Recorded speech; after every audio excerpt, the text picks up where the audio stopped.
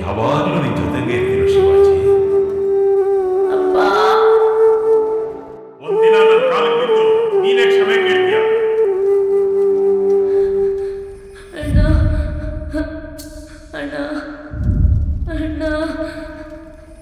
ನೋವಿನ ಹಾದಿಯಲ್ಲಿ ಮೌನವೇ ಜೊತೆಯಾಯಿತು. ತಿರುಗಿ ನೋಡು ತಿರುಗಿ ನೋಡು ಕಾದು ನಿಂತೆ ನಾನು. ಕೈಯ ಮುಗಿದು ಬೇಡಿ ನಿಂತೆ ಮತ್ತೆ ಹುಟ್ಟು ನೀ